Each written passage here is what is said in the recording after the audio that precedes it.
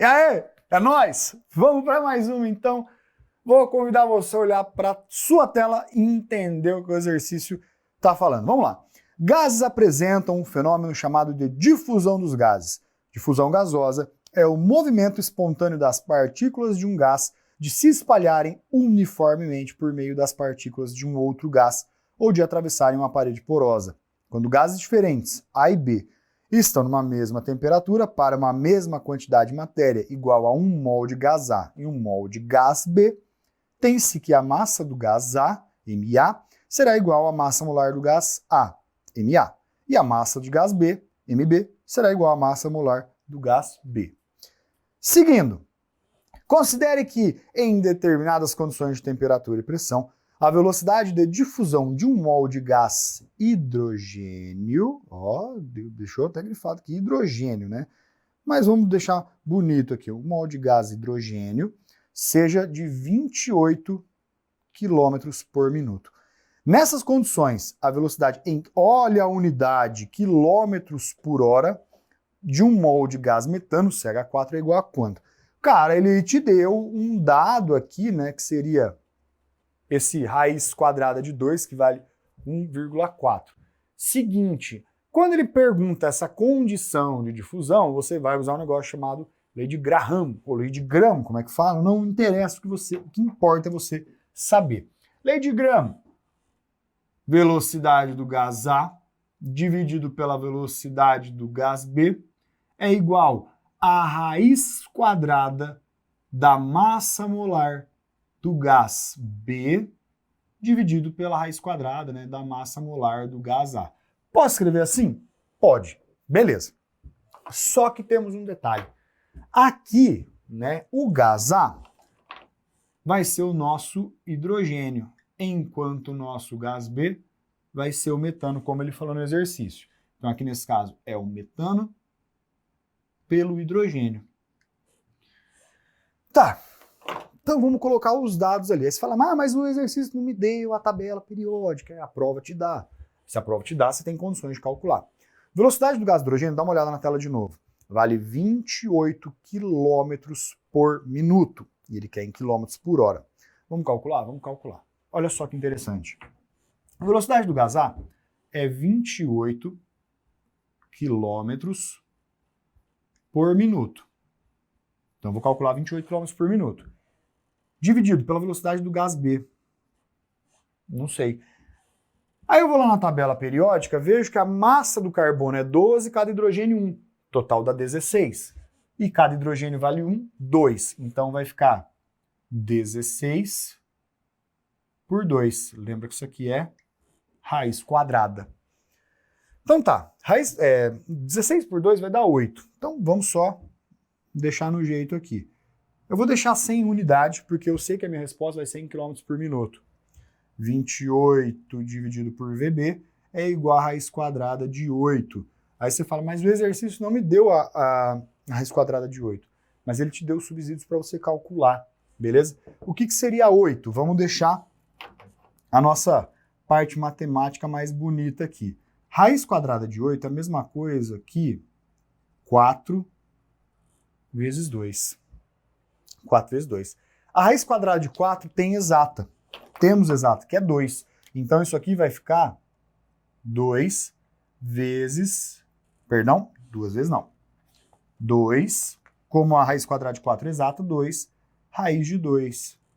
E aí o que acontece? A raiz de 2 ele te deu, que vale, a gente viu no enunciado ali, 1,4. Então, toda essa brincadeira aqui, né, vai ficar 2 vezes 1,4. 2 vezes 1,4 dá 2,8. Pô, aí ficou fácil, certo? Ficou fácil. Então, tudo que a gente tem aqui equivale a 2,8. Beleza, beleza. Voltando às nossas continhas, então. Vai ficar 28 dividido por VB é igual a 2,8. Acho que, acho que vai dar uma resposta meio intuitiva aqui. Vou isolar o VB, vou passar ele multiplicando 2,8 dividindo, vai ficar VB igual a 28 dividido por 2,8. Fala, beleza, muito bom. O VB deu 10. 10. Mas lembra que a gente calculou em quilômetros por minuto. Então, quilômetros por minuto. E o que a gente quer? Quilômetros por hora. Então fica fácil. Lembra que 1 minuto é 60 segundos. Então olha só, se eu tenho 10 quilômetros para cada 1 minuto, como eu quero em quilômetros por hora, lembra que 1 hora tem 60 minutos. X. Então essa minha resposta, né? 60 vezes 10, se eu não errei na conta, dá 600 quilômetros por hora. Cola na tela. Temos essa resposta? Temos essa resposta aqui, que é a nossa letra A. Nossa letra A, você viu que tá bem bonito aqui, né? Nossa letra A é a resposta correta. Bora lá, vamos lá para a próxima entender esse negócio aqui. Em épocas distintas, os cientistas Dalton, Rutherford e Bohr propuseram cada um seus modelos atômicos. Algumas características desses modelos são representadas na tabela a seguir. Então o que a gente vai analisar? Essa tabelinha ali, a gente vai ver quem que falou cada coisa ali, para ficar mais fácil. Beleza? Então você tem ali modelos 1, 2, 3, e a gente vê nas respostas, dá uma olhada ali na sua tela, só para você entender. A alternativa que apresenta a correta correlação entre o cientista proponente e o modelo atômico proposto por eles é quem? Vamos lá então. Voltando para a tabelinha, nós temos modelo 1. O átomo contém espaços vazios. No centro, o átomo existe um núcleo muito pequeno e denso. O núcleo do átomo tem carga positiva. Para equilíbrio de cargas, existem elétrons ao redor do núcleo. Quem falou dessa fita? A primeira pessoa que fala dessa situação, que o átomo é um espaço vazio, é um cara chamado Rutherford. Temos resposta para modelo 1 ser o Rutherford? Olha as respostas. Então, modelo 2, Rutherford? Não, isso aqui não interessa para a gente. Rutherford, modelo 3, também não interessa. Rutherford, modelo 1, a primeira interessa. A letra D também interessa e a letra E não interessa. Bom, já temos 50% de chance aí, né? Voltando ali para a 2. O 2, simples, átomos maciços e indivisíveis. Quem falou de átomo maciço e indivisível? Um cara chamado John Dalton. Vamos lá para o nosso modelo 2, ver quem que é John Dalton, né?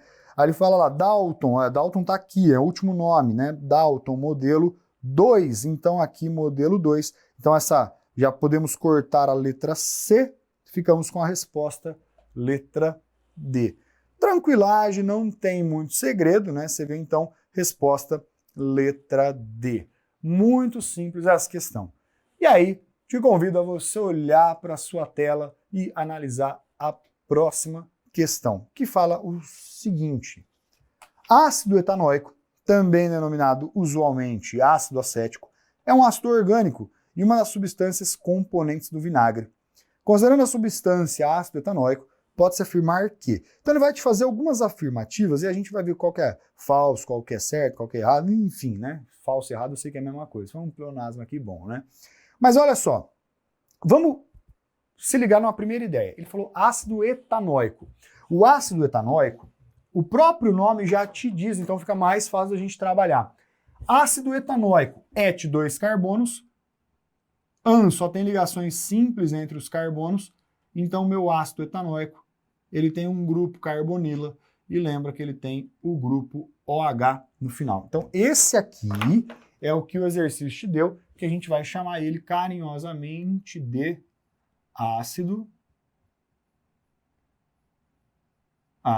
etanóico ou ácido acético.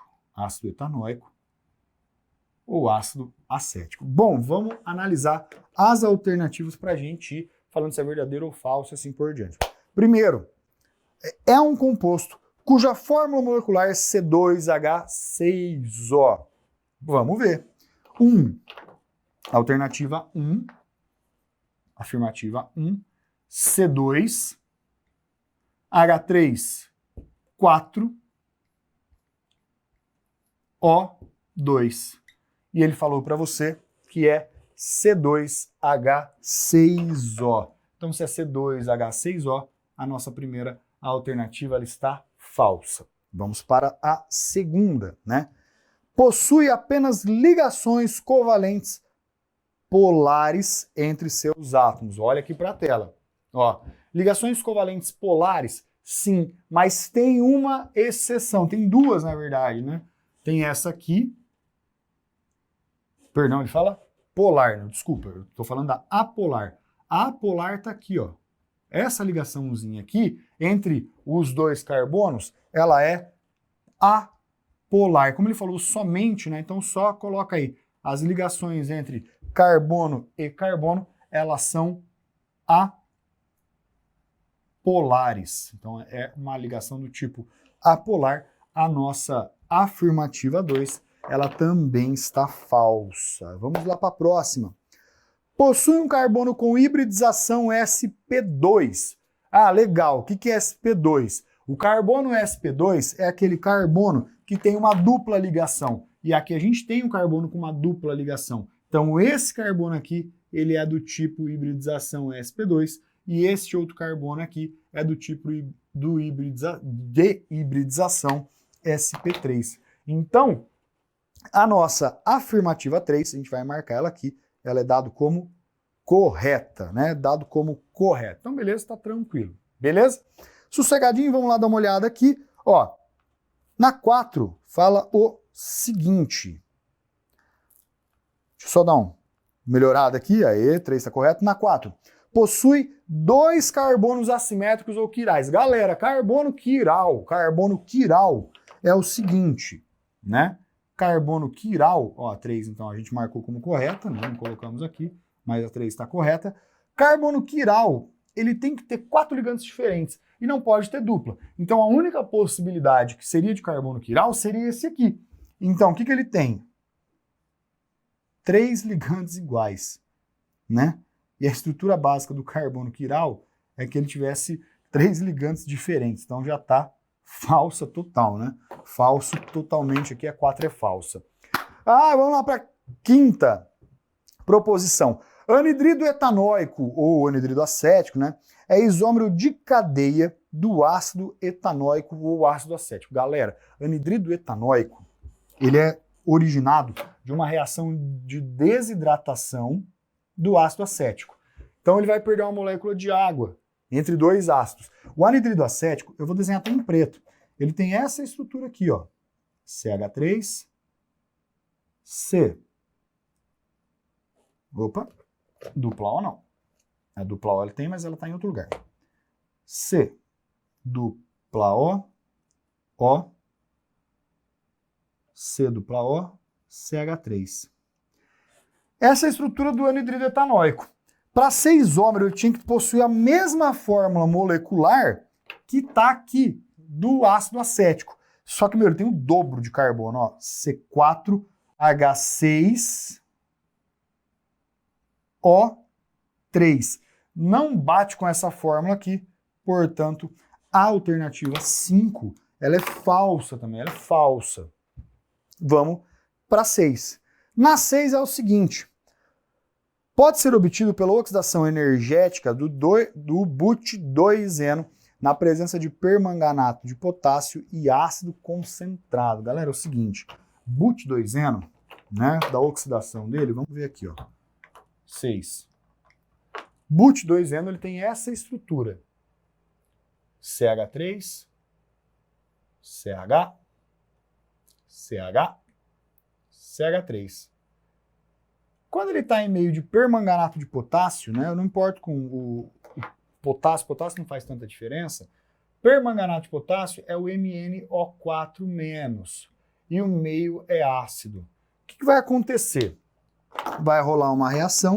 Essa reação, o que vai ser formado vai ter uma ruptura da cadeia, tá? Eu vou formar um lado só, tá? Vai ter uma ruptura da cadeia. Tendo uma ruptura da cadeia, olha o que é formado. CH3, C, OH, OH, e aí forma mais um OH aqui, ó. Você fala, nossa, que é isso, né? O que é isso? OH com um hidrogênio daqui, sai fora, forma a água. E do que sobrou? CH3, C dupla O, que está aqui, OH. Que bonito, bateu. Então a A6, ela é verdadeira. Então vamos colocar aqui a 6 sendo como verdadeira, correta, né? Por enquanto só a 3 e a 6 como verdadeira, né? E a última, ele fala o seguinte: em condições adequadas, sua reação com o sódio metálico produz etanoato de sódio. Galera, tem o seguinte, tá? Quando você tem, né, no composto 7, o ácido etanóico, vou desenhar de uma forma simplificada aqui. Quando ele reage com sódio metálico, ele retira, né? Ele tira esse hidrogênio, então o sódio entra no lugar aqui e o hidrogênio sai. Quando ele sai, olha o que ele forma. CH3, COONA, mais o gás hidrogênio. O nome desse cara aqui, se era ácido etanóico, passa a ser, como está falando ali, etanoato de sódio. Então vamos lá para as alternativas, né? A gente ficou com a A3, A6 e A7. Temos resposta 2, não é 2, 4 e 7. É 4 que eu falei aqui. Não, peraí, faltou aqui um negocinho. Vamos ver, só conferir. 3, 6, opa, aqui, letra A. Tá falhado aqui, não sabe ler o algarismo romano, é isso que dá. Beleza? Então, colega em mim. Lembrando, então, a afirmativa 3, 4 e 7, por quê? Porque o professor não sabe ler o algarismo romano. Acontece. Mas beleza, respondida essa alternativa um pouco mais longa, vamos lá para a próxima, que fala o seguinte: diagrama de fases são constituídos para indicar uma condição de temperatura e pressão de uma substância e suas mudanças de estado. Cada uma das curvas do diagrama indica as condições de temperatura e pressão nas quais as duas fases de estado estão em equilíbrio. Considere o diagrama de fases da água representado na figura abaixo. Então você vai fazer o seguinte: ele te deu esse diagrama e fala que cada curva, cada ponto da curva é uma transição, uma mudança de fase. Como ele te deu esse diagrama, te deu valores ali, possivelmente ele vai perguntar em relação a esses valores. Vamos analisar na tela ali para você. Baseado no diagrama e nos processos químicos envolvidos, são feitas as seguintes afirmativas. A temperatura de fusão da água aumenta com o aumento da pressão. Peraí, pressão está aqui, pressão está aqui. Se eu for aumentando a pressão, que eu vou apontar para cima, a temperatura de ebulição, ela vai aumentando. Aí você fala, mas cadê? Ele perguntou aqui, ó, temperatura de fusão. A fusão é a passagem do estado sólido para o líquido, que está sendo representado aqui pelo B. Pelo B. Então, se eu vou aumentando a pressão, ó, a curva está inclinando. Se você olhar para mim, vai ficar mais fácil. A curva está inclinando, no caso, você está olhando para frente do papel, ela está inclinando para o lado esquerdo. E se você analisar, cola na tela. Conforme eu estou aumentando a pressão, olha a temperatura. Ela está diminuindo. Então, volta aqui para mim. Alternativa 1, o que está acontecendo? À medida que você está aumentando a pressão, a temperatura está diminuindo. Lembra que a gente está falando para a temperatura de fusão, que esta temperatura de fusão representa o nosso ponto B. Beleza, então a primeira, ela é falsa. Falsa. Vamos limpar o gráfico aqui, que eu vou precisar rabiscar mais ele. Então tá, primeira aqui, falsa. 2. Na temperatura de 100 graus Celsius e 218 atm, a água é líquida. Então vamos lá, temperatura de 100 graus Celsius, pressão de 218 atm. Nesse ponto aqui, ó, olha onde a água está. Está bem no meio. Aqui, lembra que representa o sólido, o líquido, esse risco não era para aparecer não, e o gás. Então o que vai acontecer? Como ele está bem nesse ponto aqui, a água sim está líquida, então o que a gente vai fazer? Vai colocar como correto aqui, né? Então a primeira, ela é falsa, e a 2, ela é correta. Beleza. Vamos ver a 3. O gráfico já está limpo de novo, porque a gente precisa analisar ele. Então a 2, correta, marcaremos ela. E a 3. Água sólida, gelo, sublima a uma pressão de vapor superior a 1 atm. Sublimação. Sublimação, lembra que é a passagem do estado sólido para o estado gasoso. Informação que a gente tem que ter aqui. Se a gente analisar de novo, ele fala superior a 1 atm. Olha para o gráfico ali. Sublimação ocorre nessa parte aqui, ó, nessa partezinha aqui. E ela está inferior a 1 atm. Inferior a 1 atm. Então, a nossa afirmativa 3, ela é falsa. E vamos para 4. Vamos só limpar esse gráfico aqui, que a gente vai precisar dele de novo. E aí vamos para a alternativa 4, 3 falsa. Na temperatura de 0 graus Celsius, pressão de 0,06 atm, a água encontra-se na fase sólida. Então vamos lá. 0 graus Celsius, 0,06, está bem aqui nesse pontinho aqui. Nesse pontinho, a água está na fase sólida. Então, volta para mim, correto, correto. 2 e 4, correto, olha para a tela. Temos resposta 2 e 4, temos resposta letra C. Agora eu consegui identificar os algarismos romanos, né? Ficamos bom, beleza? Então, vamos de volta aqui, cola para mim, legal, bem simplesinha essa questão. Parece que o diagrama é uma coisa do demônio que você vai interpretar ali, mas não é. Vamos para a próxima. Próxima fala o seguinte. Ao emitir uma partícula alfa, o isótopo radioativo de um elemento transforma-se em outro elemento químico com um número atômico e número de massa menores. A emissão de uma partícula beta por meio de um isótopo radioativo de um elemento transforma em outro elemento com o mesmo número de massa e número atômico, uma unidade maior. Baseando nas informações, são feitas as seguintes afirmativas. Ei, olha para mim. Vamos lembrar uma coisa simples. Olha o que ele falou. Quando você tem uma partícula alfa, relembrando os conceitos, alfa é 4 e 2, beta, 0 e menos 1. Então isso aqui que você tem que lembrar para resolver a questão. Olha para a tela. O que ele fala lá? Na desintegração do urânio 92, ele quer saber que partícula é essa aqui. Mas, depois formando urânio 94, ocorre a emissão de uma partícula beta. Véi, você tem que analisar o seguinte, né? O elemento é o mesmo. O elemento é o mesmo. Mas aí tá, é uma partícula beta? Meu, a partícula beta não diminui de 4 unidades. Ela fica o quê? 0, ela não muda. Ela não muda. Então, nesse caso, a afirmativa 1, ela é falsa. E vamos para a 2. Na desintegração do paládio, né? Acho que é paládio, não estou enganado. 234, esse 234 era para estar em cima. Tem uma partícula e o urânio 234. Esse 234 era para estar em cima, mas também não faz nenhuma diferença. Ocorre com a emissão de partícula beta. Aí você fala, tá, beleza, né? Se aconteceu isso aqui, ó, era paládio.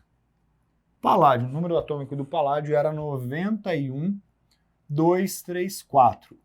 Aí emitiu uma partícula, que eu não sei qual que é, e formou o urânio. O urânio ele fala que é 234. Você fala, eu não sei o número atômico do urânio, mas você nem precisava pensar muito.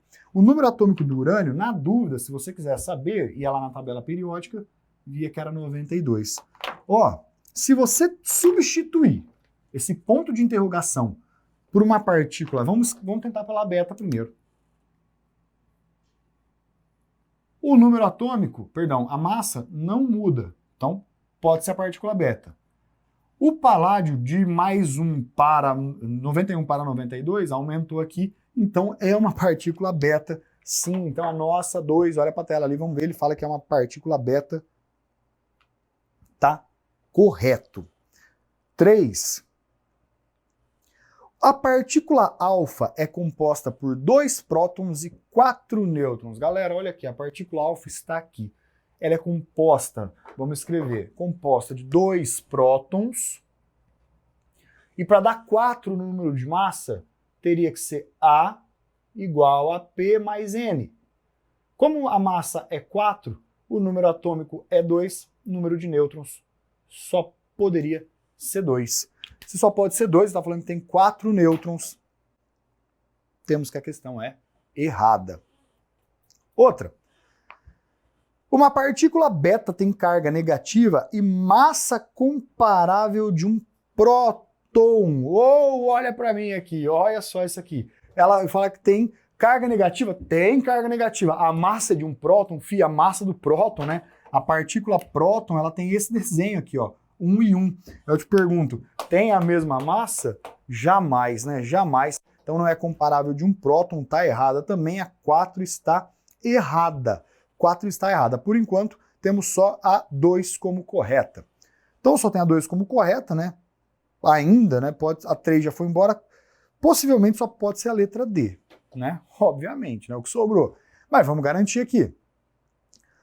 O urânio 238 pode naturalmente sofrer um decaimento radioativo emitindo sequencialmente 3 partículas alfa e 2 beta, convertendo-se em rádio 88-226.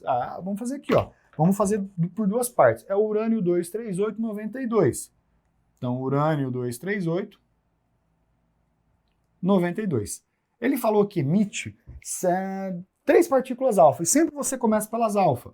Alfa, lembra que é 2 e 4. Então, o que vai acontecer? Vai formar um elemento X aqui, que eu não sei quem que é, que a gente está fazendo a primeira parte. Esse X vai perder um total de 6 no número atômico. 92 menos 6 vai para 86. Aí você vai na tabela periódica, quem que é o elemento 86? Só para a gente ver. A hora que você vê lá, é o elemento randônio. Randônio, é o Rn. 238, 3 vezes 4 dá 12. Aqui vai perder 12 massa. 38 menos 12 dá 222. Beleza. Aí, ele vai perder, ele vai desintegrar mais 3 partículas beta. Lembra que eu parto daqui. Então vai ficar 86, randônio, 222, vai emitir, então aqui uma partícula beta. Uma não, né? Ele fala que é 2 partículas beta. A beta a gente tem aqui que é menos 1 e 0.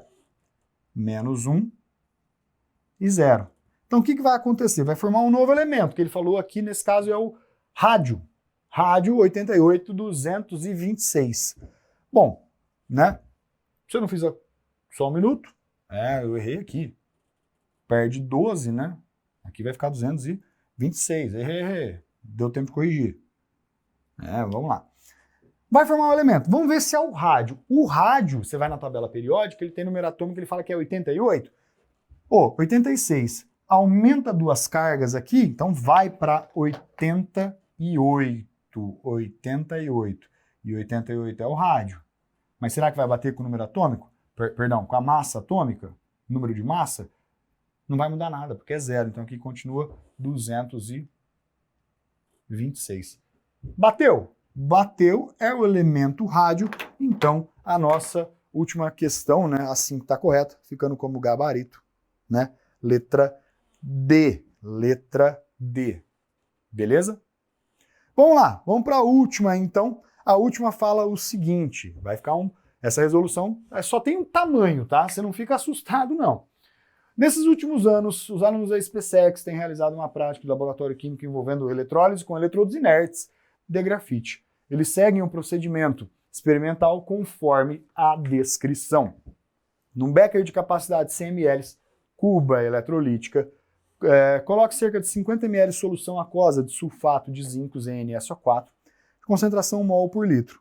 Tome como eletrodos 2 barras finas de grafite. Ligue-os com auxílios de fio na fonte externa da eletricidade bateria, como corrente de 2 amperes. Esta fonte tem capacidade para efetuar perfeitamente esse processo de eletrólise. Uma das barras deve ser ligada ao polo negativo da fonte e a outra barra ao polo positivo da fonte. Mergulhe os eletrodos na solução durante 32 minutos e 10 segundos e observe. Considere o arranjo eletrolítico a 25 graus Celsius em 1 atm, conforme visto na figura a seguir. A figura a seguir não precisava, né, não faz nenhuma diferença. Então não vai fazer diferença na questão. O que você vai ter que analisar? Ele deixou muito claro. Eletrodo de zinco, a solução de zinco, eletrodo de grafite. Então a gente vai analisar as questões. Olha para a tela. Ele falou que deu os dados ali, 96.500 coulombs, mas vamos lá. Na superfície da barra de grafite ligado ao cátodo da eletrólise, ocorre a eletrodeposição do zinco metálico. Galera, é o seguinte, tá? Como é uma barra de grafite, né, e vai ter a eletrodeposição do zinco metálico, vale lembrar o seguinte. Você tem aqui a cuba eletrolítica. Essa cuba tá ali, bonita, tá mergulhada numa solução de zinco, sulfato de zinco, e aí você tem os eletrodos de grafite aqui, ligados cátodo e ânodo, beleza. Resistência e tal, vamos falar que esse aqui é o cátodo e esse aqui é o ânodo. No cátodo, sempre vai ter um aumento da massa, e no ânodo sempre vai ter uma diminuição dessa massa. Então o que está acontecendo? Ali ele fala, na superfície da barra de grafite ligada como cátodo da eletrólise, ocorre a eletrodeposição do zinco metálico. O zinco, lembra no cátodo? Lembra desse aqui, ó, CRAL. Por quê? O cátodo reduz e o ânodo oxida. O cátodo vai ter um aumento de massa. E aqui o eletrodo de zinco, ele vai ter uma pequena, o eletrodo de grafite, né, nessa aqui vai ter uma pequena diminuição, ele vai dar uma corroída. Então, nesse caso, A1 é dado como correta. Beleza. A semi-reação de oxidação do zinco que ocorre no ânodo, né, da eletrólise é zinco, formando o zinco 2+, mais 2 elétrons. Galera, se você se ligar, a reação que ele te deu é uma reação de oxirredução, é uma reação de oxidação. Ah, eu não sei ver. Ó, ele falou que de zinco metálico, zinco sólido, tá indo para zinco 2+. A carga tá aumentando. Fiquei nervoso. Carga tá aumentando de 0 para 2. Tá oxidando. Ah, mas beleza, né? Mas lembra de uma coisa. O eletrodo é de grafite e não é de zinco, como ele falou no enunciado. Errado, A2. Olha para 3. Durante o processo, a barra de grafite ligada ao polo positivo da bateria se oxida. Polo positivo é o cátodo. O cátodo, ele sofre redução. Como ele sofre redução, ele não se oxida como está falando aqui, ó. Então, nesse caso, a A3 está errada. Próxima. No ânodo, ocorre a redução da hidroxila com formação de gás, oxigênio e água. Galera, é o seguinte, isso aqui é uma solução aquosa. Entre o íon, não tem nenhuma carga positiva, né, perdão, não tem nenhuma carga negativa aqui. A única carga negativa que tem aqui é da água. E a semi-reação da água fica isso aqui, ó. 2OH- na fase aquosa vai formar 2 elétrons mais meio O2 gasoso mais água líquida. Então, isso aqui é o que está acontecendo. Ó, de menos ele está indo para 0. Então, aqui está acontecendo uma oxidação. Ele está oxidando. Volta lá para a tela, vamos ver o que ele está falando. No ânodo da eletrólise ocorre uma reação de oxidação da hidroxila, tá certo? Com formação de gás, oxigênio e água. Olha para a tela. Olha para a tela, não olha para mim, né? Olha aqui, oxigênio e água. Então, a 4 está correta. 4 está correta. E ele fala lá, a massa metálico, a de zinco metálico obtida no processo de eletrólise será de 0,83 gramas. Das alternativas, quais são corretas, né? Para ser formado 0,83 gramas, eu preciso voltar lá no enunciado principal, mas vamos ver se vai dar para matar alguma questão. A 4 e a 1 está correta, né? Então a 1 e 4 está correta, pode ser a letra letra B não pode ser. Então, né? Acho que pela resposta só temos a letra A como correta. Mas tá, como é que eu faria essa questão da eletrólise? Ele falou lá, deixa eu só pegar o dado aqui, você não precisa olhar, o tempo de 32 minutos e 10 segundos. 32 minutos e 10 segundos. Numa eletrólise que tem uma corrente, que é o I, que ele falou de 2 amperes. O que você ia utilizar? O kit. O kit. Só que lembra de um detalhe básico, né? Esse tempo teria que estar em segundos. 32 minutos e 10 segundos convertidos todos para segundo, isso aqui vai dar um total, né? Fazendo a continha junto com o kit, já só para você não perder tanto tempo, esse kit, que o que te interessa, vai ser 1940 coulombs. Como ele está falando da massa de zinco, ele está falando disso aqui, ó. Aqui tem 2 elétrons. 2 mols de elétrons, cada mol de elétron ele fala no enunciado que vale 96.500, então a resposta final, só complementando aqui, para 2 mols de elétrons, eu tenho 1 mol de zinco metálico. Aí 2 mols de elétrons vale 193.000 coulombs. 1 mol de zinco, massa molar do zinco, a gente tem que é 65,3 gramas. Como ele achou aqui 1940 coulombs, quanto vai ser formado por X? Essa continha ia dar 0,65 gramas. E aí, fecha nosso exercício já reafirmando que o gabarito estaria errado, então somente 1 e 4 como correto. Beleza? Valeu, falou, até uma próxima.